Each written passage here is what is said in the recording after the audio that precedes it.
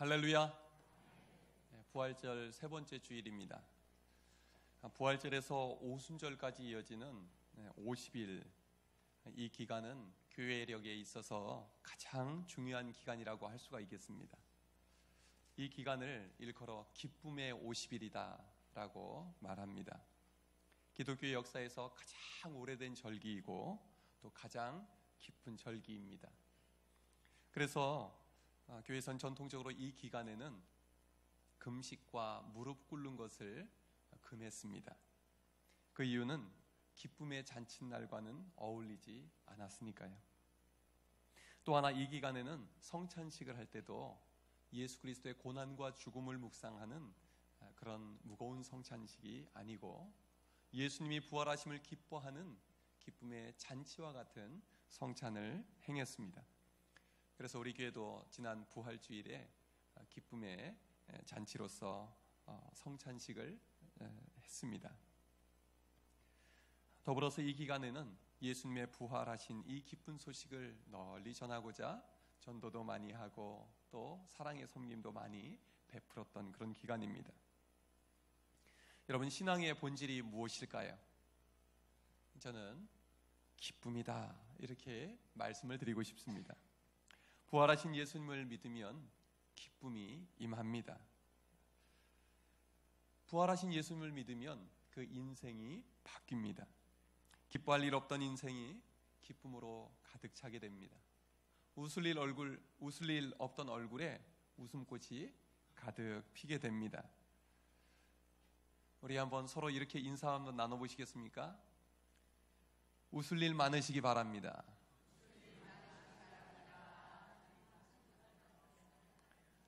예수님을 믿으면 그 마음이 근심, 걱정, 염려로 가득 차 있던 사람이요, 주님께서 그 짐을 벗겨주심으로 말미암아 그 마음은 아주 깃털처럼 가벼운 인생이 되게 됩니다. 예수님을 만나면 행복해집니다. 그래서 그 행복한 마음을 혼자 갖고 있기 쉽지가 않죠. 그래서 그 행복을 나눠주고자 행복의 전파자가 됩니다. 오늘 본문에도 그런 사람이 한 사람 나옵니다. 그의 이름은 바울입니다. 히브리식 이름은 사울이고 또 이 로마식의 이름은 바울이라고 합니다. 그는 엄격하게 율법을 준수하던 사람이었습니다. 살기 등등한 사람이었습니다. 그리고 예수 믿는 사람들이 두려워하던 공포 속에 그리스도인들을 몰아넣던 그런 사람이었습니다.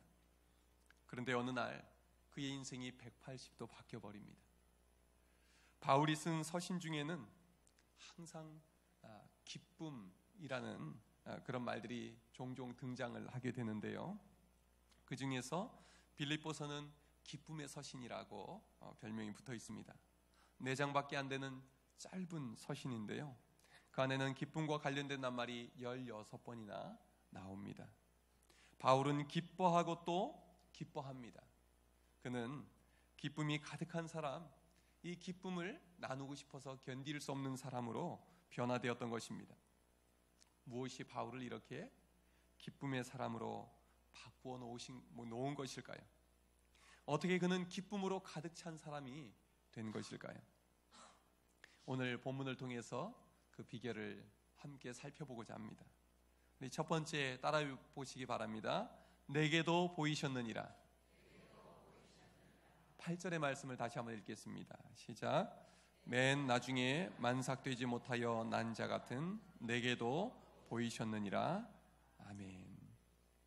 바울은 맨 나중에 내게도 보이셨다 라고 고백을 합니다. 누가 보이셨습니까?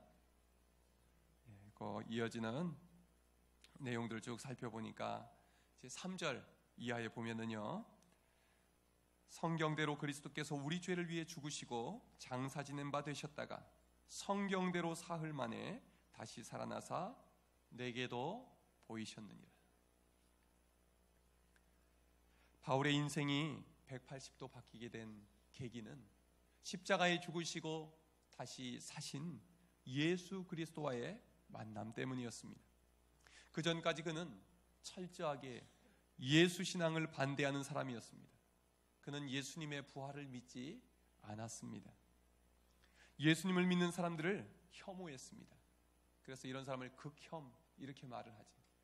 극도로 혐오하는 그런 사람이었습니다. 기독교인들을 이단이라고 여기고 그들을 제거하는 일에 앞장섰습니다. 예수 복음을 증거하는 스데반을 죽이는 그 자리에 함께 있었던 사람입니다. 그런데 부활하신 주님이 바로 이 바울을 직접 만나 주셨습니다. 심판받아 마땅한 그를, 이 대적자인 바울을 직접 찾아가서 만나 주신 것입니다.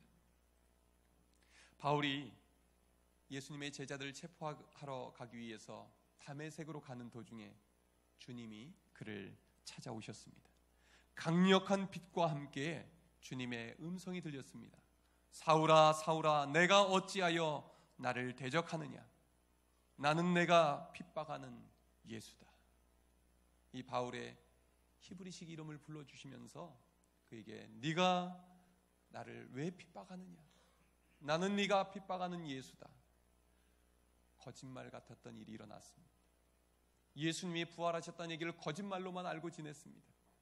그런데요, 그분이 직접 나타나셔서 음성을 들려주시는 겁니다. 바울의 마음이 어땠을까요? 나는 이제 죽었구나. 왜요? 예수 믿는 사람 잡으러 다녔고 스데반 같은 사람은 돌로 쳐 죽였잖아요. 그런데요, 예수님은 그 자리에서 그를 심판하지 않으셨습니다. 도리어 그를 불러서 예수 부활, 예수 복음의 전파자로 세우셨습니다. 이 만남이 그의 모든 것을 바꾸어 놓았습니다. 예수님의 철저한 대적자가 예수님의 철저한 추종자로 바뀌는 순간이었습니다. 예수 믿는 사람들의 목숨을 빼앗으러 다니던 그가 이제는 자기의 목숨을 걸고 예수 그리스도를 증거하는 증인이 되었던 것입니다. 결국 바울은 몇십 년 뒤에 로마에서 예수 복음을 전하다가 순교를 하게 됩니다. 어떻게 그럴 수가 있었을까요? 부활하신 예수님을 진짜로 만났기 때문입니다. 진짜로 그 예수님을 만나지 않고서 어떻게 예수의 대적자가 예수를 위해 목숨을 내놓고 증거하는 순교자가 될 수 있단 말입니까? 그 후로 바울은 예수님을 처음 만난 그 후로 이 바울은 부활하신 예수님을 만났던 수많은 사람들을 만나게 되었습니다. 부활하신 예수님과 만나서 식사도 하고 대화도 나누었던 수제자 베드로도 만났습니다. 그리고 부활하시기 전까지는 예수님을 믿지도 않았지만 부활하신 후에 하나님의 아들이라고 믿게 된 예수님의 친동생 야고보도 만났습니다. 또한 12제자도 만났습니다. 그리고 오늘 본문의 말씀처럼 부활하신 예수님을 직접 만났던 500명의 증인들이 있었습니다. 그들은 바울이 편지에서 지금도 많은 사람들이 살아있다 말했습니다. 바울은 자기가 다메섹에서의 그 경험이 순간적인 착각도 아니고 꿈도 아니고 저들을 만나주신 그 부활의 주님이 나를 만나주신 것이 분명하구나, 그는 확신하고 또 확신할 수가 있었던 것입니다. 아, 그래서 그랬던 것이었구나. 그는 이제 깨닫게 되었습니다. 예수 그리스도의 십자가의 복음, 부활의 복음을 믿는 자들이 이전에는 정신병자들인 줄 알았습니다. 그들은 전염병 환자들 같았습니다. 이 사회에서 없애야만 될 그런 종기와 같은 사람들인 줄로 알았던 것입니다. 그런데 막상 부활하신 예수님을 만나고 보니 그 주님은 모든 죄인들을 위하여 십자가에 달려 죽으셨을 뿐만 아니라 예수 믿는 사람들을 죽이러 다녔던 자기를 만나서도 용서해 주시고 도리어 부활의 증인으로 세워주신 이 놀라운 은혜와 사랑을 맛본 후로 그는 딴 사람이 되었던 것입니다. 바로 이것이 예수님을 위해 죽을 수 있는 이유였구나. 부활하신 주님을 만난 사람은 바뀌지 않을 수가 없었구나. 그는 깨닫게 되었던 것입니다. 여러분, 기독교 신앙은 막연한 신앙이 아닙니다. 남들이 다 그렇다고 하니까 그러려니 하고 덮어두고 믿는 신앙이 아닙니다. 같이 가족들이 믿음 생활을 해야 하면 가정이 평안하니까 그래서 교회 다녀주고 믿어지는 그런 신앙이 아니라는 것입니다. 기독교 신앙의 생명은 만남입니다. 우리 위해서 십자가에 죽으신 주님, 그리고 십자가에 다시 사셔서 부활하신 주님, 이제는 하나님 우편에 함께 계신 그 주님과의 만남이 우리 믿음 생활의 본질인 줄로 믿으시기를 바랍니다. 교회를 아무리 오래 다녀도 부활하신 예수님과의 만남이 없으면 우리 믿음은 잘 자라지 않습니다. 그 부활하신 주님이 주시는 그 기쁨을 누리지 못하면 우리가 예수 믿으면서도 우리 안에는 기쁨을 잘 누리지 못하게 되는 것입니다. 매번 제자리 걸음을 하게 되는 것이죠. 그러나 부활하신 예수님을 만나면 달라집니다. 이전과 같을 수가 없습니다. 새 기쁨, 새 은혜로 가득 차게 되는 것입니다. 잠언 8장 17절의 말씀입니다. 나를 사랑하는 자들이 나의 사랑을 입으며 나를 간절히 찾는 자가 나를 만날 것이니라. 예수님의 대적자였던 바울의 이 고백, 내게도 보이셨느니라. 이 고백이 나의 고백이 될 수 있길 바랍니다. 나도 만났다.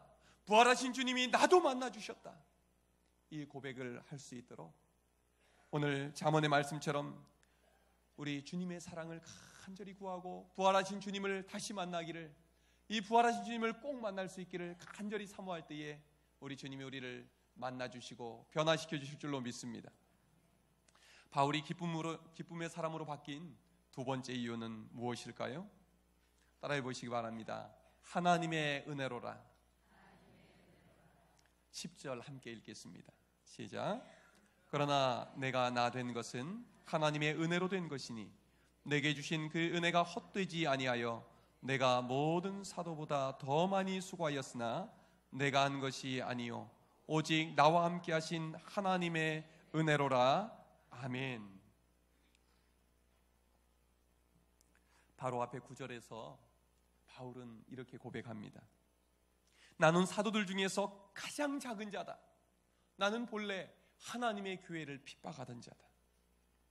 사도라 칭함을 받을 자격이 없는 내가 사도가 된 것은 오직 하나님의 은혜였다. 그 은혜가 나를 바꾸어 놓았다. 그 은혜가 내가 다른 사도들보다 더 많이 수고하도록 나를 이끌어갔다. 내가 한 것은 아무것도 없다. 오직 나와 함께 하신 하나님의 은혜로만 가능했다. 이것이 사도 바울의 고백인 것입니다. 조금 전에 읽은 10절 한 절에만 은혜가 몇 번 나올까요? 한 번, 두 번, 세 번이나 나옵니다. 바울이 쓴 편지에는 항상 은혜라는 말이 들어갑니다. 적게 쓴 데는 두 번, 로마서 같은 경우에는 20번이나 은혜라는 말이 나옵니다. 그래서 바울 서신 전체에는 은혜라는 말이 100번 정도 나옵니다. 바울의 입에는 늘 은혜라는 말이 붙어 있었어요. 은혜, 은혜, 하나님의 은혜. 왜 그랬을까요? 은혜라는 말 외에는 지금 자신이 이렇게 변화받은 이 모습을 설명할 다른 길이 없었기 때문입니다. 디모데전서 1장 12절에서 16절에 이렇게 말합니다. 내가 전에는 비방자요 박해자요 폭행자였으나 도리어 긍휼을 입은 것은 내가 믿지 아니할 때에 알지 못하고 행하였음이라. 우리 주의 은혜가 그리스도 예수 안에 있는 믿음과 사랑과 함께 넘치도록 풍성하였도다. 죄인 중에 내가 괴순이라. 죄인 중에 괴수와 같았던 내가 이렇게 은혜를 받아서 하나님 앞에 귀하게 쓰임받는 이유, 이방인의 사도로서 세움받고 지금까지 달려올 수 있었던 이 모든 일은 하나님의 은혜로만 가능했다는 것입니다. 바울은 예수님이라는 말만 들으면 반감을 가졌던 사람이었습니다. 예수 믿는 사람 찾아가 그들을 박해하고 죽이던 사람이었습니다. 그런데요, 이제는 사람들을 찾아다니면서 예수 믿으라고, 나를 변화시킨 이 예수님을 함께 믿자고, 이 부활의 주님을 믿자고 그는 찾아다니며 증거하고 있는 것입니다. 그의 마음에는 예수 부활의 기쁜 소식으로 날마다 가득 차 있었습니다. 이 은혜가 그의 삶을 변화시켰던 것이죠. 사도 바울의 마음에는 평생 지워지지 않을 하나의 장면이 있었습니다. 그것은 바로 스데반 집사가 자기 눈앞에서 죽어가던 모습입니다. 스데반 집사는 복음을 전하고 있었습니다. 그런데 그의 말을 듣고 마음에 찔려서 유대인들이 이를 갈며 달려듭니다. 그들의 손에는 돌이 들려 있었습니다. 돌을 내려치면서 스데반 집사의 입을 다물게 하려고 했지만 스데반 집사는 살려달라고 목숨을 구걸하지 않았습니다. 그의 얼굴은 겁에 질려 있지도 않았습니다. 도리어 이렇게 평안하게 기도합니다. 주여, 이 죄를 그들에게 돌리지 마옵소서. 주 예수여, 내 영혼을 받아 주시옵소서. 상식적으로 이해가 안 되는 모습입니다. 그는 두려워하기는커녕 돌로 자기를 치는 이들을 위해서 용서를 구합니다. 그리고 주 예수님께 자신을 평안히 맡기고 숨을 거두게 됩니다. 어떻게 이럴 수 있을까? 어떻게 저렇게 죽어갈 수 있을까? 스데반은 예수님 믿기 전까지는, 예수님을 만나기 전까지는 이해할 길이 없었겠지요. 그런데요, 부활하신 예수님을 만난 이후에 그는 깨닫게 됩니다. 사도행전 7장 55절에서 56절에 이렇게 기록이 되어 있습니다. 스데반이 성령 충만하여 하늘을 우러러 주목하여 하나님의 영광과 및 예수께서 하나님 우편에 서신 것을 보고 말하되, 보라, 하늘이 열리고 인자가 하나님 우편에 서신 것을 보노라. 유대인들 앞에서, 그리고 지금 바라보고 있는 바울 앞에서 자기는 하나님이 보인다는 거예요. 부활하신 우리 주님이 하나님 우편에 서 계신 것이 보인다는 것입니다. 그 영광스러운 모습을 내가 보고 있다. 그러면서 그는 순교했던 것입니다. 스데반은 살기등등하여 자기에게 달려드는 유대인들을 바라보지 않았습니다. 자기에게 날아오는 그 돌덩이를 바라보지 않았습니다. 그는 부활하신 예수님, 그 예수님이 하나님 우편에 서 계신 것을 바라보고 있었던 것입니다. 자신과 또 부활하신 예수님이 함께 서 있을 그 영광스러운 모습을 미리 볼 수 있었던 것이지요. 그러기에 그는 자기를 죽이는 이들을 용서하는 기도를 하며 평안히 죽어갈 수가 있었던 것입니다. 바울은 그런 모습 처음 보지 않았겠습니까? 죽음을 전혀 두려워하지 않는 모습, 도리어 죽이는 이들을 용서하고 평안히 잠드는 모습, 그것은 바울에게 충격이었을 것입니다. 바울이 나중에 예수님을 믿고 난 뒤에 이 이야기를 기록한 사람들에게 듣지 않았겠습니까? 스데반이 죽어갈 때 그가 본 모습이 무엇이었는지를 분명히 들었을 것입니다. 그제서야 비로소 이해가 되었겠지요. 아, 그래서 그때 스데반이 내 앞에서 죽어가면서 그 말을 한 것이었구나. 지금 스데반은 주님을 바라보고 있었습니다. 그런데 바울은 누굴 바라보고 있습니까? 죽어가는 스데반을 바라보고 있습니다. 주님은 스데반과 바울을 같이 바라보고 계셨겠지요. 그 자리에서 스데반이 드린 기도를 주님은 들어주셨습니다. 그리고 이 스데반을 심판하지 않으시고 그의 죄를 용서해 주셨습니다.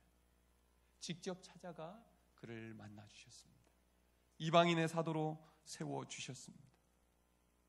나중에 이 바울은 얼마나 그 일을 기억하면서 감사했겠어요. 내가 구원받은 이유는 스데반 집사님의 기도 덕분이었다. 그분이 나를 위해 기도할 수 있었던 이유는 부활하신 주님을 바라보고 있었기 때문이었다. 나를 만나주신 그 부활의 주님 앞에서 감사하고 또 감사하지 않았겠습니까? 용서받을 자격이 없는 자가 용서받은 그 기쁨, 구원받을 자격이 없는 자가 구원받은 기쁨, 이 구원의 기쁜 소식을 이방인에게 전하는 사도로 쓰임받은 이 기쁨으로 바울은 날마다 충만했던 것입니다. 이것이 은혜입니다. 사도 바울은 그 이후로 어떤 시험을 당해도 어떤 어려움이 와도 기뻐했습니다. 주님의 은혜만 생각하면 그의 마음 깊은 곳에서 기쁨이 솟아올랐던 것입니다. 스데반의 하나님이 바울의 하나님이 되었습니다. 스데반의 부활신앙이 바울의 부활신앙이 되었습니다. 어떻게 나 같은 자를 만나 주셨을까? 맨 마지막에 나 같은 사람도 만나 주셨을까? 부활하신 주님과의 그 만남은 이후로 사도 바울에게 마르지 않는 기쁨의 샘이 되었습니다. 은혜를 깨달으면 기쁨이 넘칩니다. 우리는 믿음 생활을 하면서도 너무 쉽게 기쁨을 빼앗겨 버리지 않습니까? 예배 드릴 때는 잠깐 기쁜데 어느새 잊고 마는 것이 우리의 신앙생활 아닙니까? 찬양할 때에 잠시 기뻤다가 금세 사라져버리는 그런 신앙생활을 하고 있지는 않습니까? 은혜를 묵상하면 기쁨이 샘솟습니다. 우리 함께 항상 주님의 은혜 안에 거할 수 있기를 바랍니다. 사도 바울처럼 우리 이렇게 고백해 봅시다. 나의 나 된 것은 하나님의 은혜로라. 마지막으로 바울은 자신이 은혜 받은 후에 어떻게 바뀌었을까요? 한번 따라해 보시기 바랍니다. 받은 대로 전하였다. 3절 우리 앞부분만 같이 읽겠습니다. 시작. 내가 받은 것은 먼저 너희에게 전하였느니. 여기까지요. 바울의 인생은 앞서 말씀드린 것처럼 부활하신 예수님을 만난 뒤에 완전히 바뀌었습니다. 하나님께 받은 그 은혜를 이제는 나누기 위해서 헌신했습니다.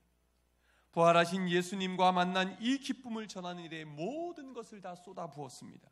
그의 시간도 재능도 열정도 다 드렸습니다. 바울은 주님께 받은 그대로 전해주며 살았던 것입니다.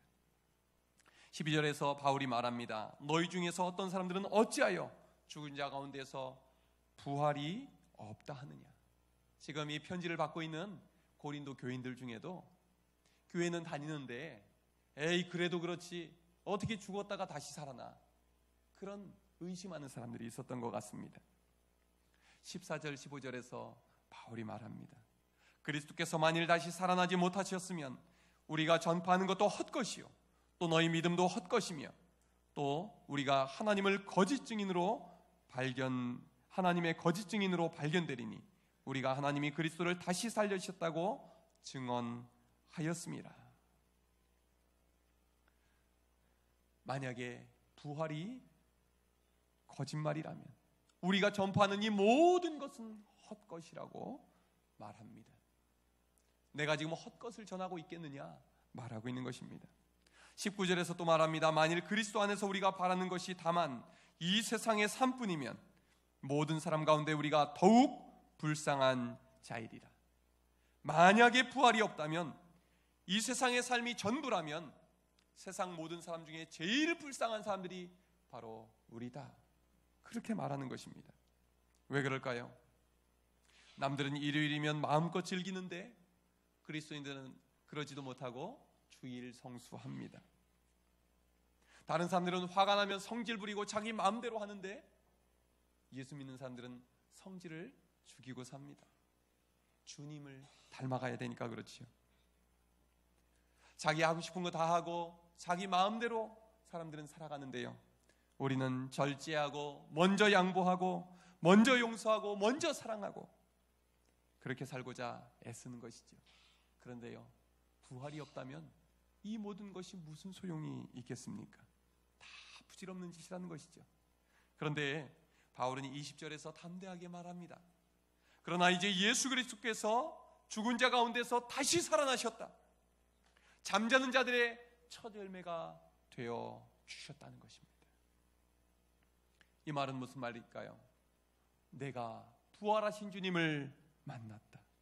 내가 예수 믿는 것이 예수님이 부활하신 증거다. 나 안 바뀌는 사람이다. 나 예수 대적하던 사람이다. 예수 믿는 사람들 죽이러 다니던 사람이다. 내가 이제 예수 그리스도의 증인된 것 보면 모르겠느냐. 그렇게 그는 담대하게 증거하고 있는 것입니다. 그리고 더불어 바울은 한 가지의 놀라운 비밀을 전해줍니다. 51절에서 52절에 나오는 말씀인데요, 이 부분 한번 같이 읽어보겠습니다. 고린도전서 15장 51절 52절 시작. 보라, 내가 너희에게 비밀을 말하노니 우리가 다 잠잘 것이 아니요 마지막 나팔의 순식간에 홀연히 다 변화되리니 나팔 소리가 나매 죽은 자들이 썩지 아니할 것으로 다시 살아나고 우리도 변화되리라. 아멘. 바울은 예수님을 만난 이후로 이 기쁨을 견딜 수가 없었습니다. 이 기쁨은 예수님이 살아나셨다는 거기에 머무르는 기쁨이 아니라 예수님이 살아나신 것처럼 우리도 죽으면 주님처럼 다 부활의 몸을 입는다는 것입니다. 우리는 죽어도 죽지 않는다는 것입니다. 이 땅에서의 삶이 전부가 아니라는 것입니다. 잠시 이 세상에서 산 뒤에 죽음을 거치지만 우리는 영원한 생명을 얻게 된다는 것입니다. 그는 이 사실이 너무 기뻤습니다. 그래서 예수 전하면서 고난당하고, 예수 전하면서 때로는 맞고, 예수 전하면서 때로는 굶주리고, 그런 많은 어려움을 겪었지만 전혀 그것이 바울의 기쁨을 빼앗아가지 못했습니다. 왜요? 나도 주님처럼 부활할 것이니까. 그래서 55절에서 57절 사이에 보면 사도 바울이 죽음 앞에서 승리의 노래를 부릅니다. 기쁨의 노래를 부릅니다. 사망아, 너희의 승리가 어디 있느냐? 사망아, 너희의 쏘는 것이 어디에 있느냐? 우리 주 예수 그리스도로 말미암아 우리에게 승리를 주시는 하나님께 감사하노라. 아멘. 사도 바울의 기쁨의 뿌리는 부활 신앙이었습니다. 사도 바울의 그칠 줄 모르는 기쁨의 원천은 부활 예수였습니다. 바울은 이 기쁨을 전하기 위해 복음을 증거하러 다녔던 것입니다. 전도가 무엇입니까? 우리가 은혜로 받은 그 기쁨을 나누는 것이지요. 지난 금요일부터 오늘 예배드리기 전까지도 우리 교인들 앞에 시티 아파트 입주하는 분들에게 환영 선물을, 또 축하 선물을 나눠주러 나갔었습니다. 저도 같이 갔었는데요, 가보니까 입주자들이 얼굴들이 다 밝아요. 왜 그럴까요? 이제 새 집 살잖아요. 그것도 제일 좋은 집 살잖아요. 그래서 보니까 자기 혼자 오는 게 아니라요, 가족들 데려와요. 뭐 금요일 날 왔는데 보니까 토요일 날 또 다른 사람 또 데려와요. 왜요? 보고 또 봐도 또 보고 싶은 거예요. 그리고 나만 보기 아까우니까 보여주고 싶은 거예요. 그래서 그렇게 오는데요, 그분들 얼굴보다 이 선물을 나눠주는 우리 교인들 얼굴이 더 기뻐 보였습니다. 이분들에게 선물 나눠주면서 입주 축하드립니다, 환영합니다, 선물입니다, 덕춘교회입니다 나눠주는데요, 얼마나 우리 교인들의 얼굴이 밝고 기쁨이 가득한지 제 마음이 그렇게 기쁠 수가 없었습니다. 제가 기쁜데 하나님 보시기엔 얼마나 더 기쁘셨을까요? 그런데요, 나눠주는 우리만 기쁜 게 아니라 선물 받아가는 분들도 더 좋아해요. 저희가 좋은 선물을 준비했거든요.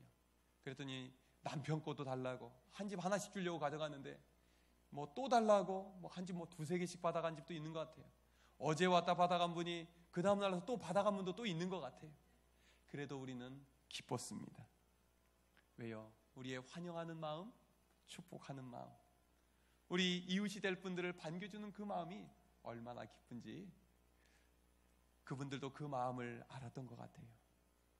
우리의 그 귀한 마음을, 기뻐하는 마음을 받아간 줄로 믿습니다. 우리의 그 축하 선물을 받아간 분들 모두 주님께서 이제는 그 마음에서 싹이 나게 해주시고 자라게 해주시고 꽃피고 열매 맺게 해주셔서 예수 믿고 싶은 마음 들도록, 우리 덕춘교회에 나오고 싶은 마음이 들도록 같이 기도해 주시면 좋겠습니다. 믿음 생활하면서 가장 중요한 것이 무엇입니까? 우리 안에 기쁨이 가득한 것입니다. 내가 예수 믿어 행복하고, 내가 예수 믿으니까 너무너무 기뻐서, 이 기쁨을 나 혼자 누리기 너무 아까워서 함께 예수 믿자고, 우리 교회 함께 나와서 예수 믿어보자고 그렇게 간증할 수 있다면 얼마나 하나님께서, 우리 부활하신 주님께서 영광 받으시겠습니까? 여러분, 이 기쁨은 주님의 은혜 안에 거할 때 솟아나는 것입니다. 우리가 바울처럼 하나님께 받은 은혜에 감사하며 살 수 있기를 바랍니다. 은혜 가운데의 기쁨으로 살 수 있기를 바랍니다. 받은 은혜를 나누며 전하며 그 기쁨의 전파자가 되어 살아가시기를 주님의 이름으로 축원합니다. 기도하겠습니다.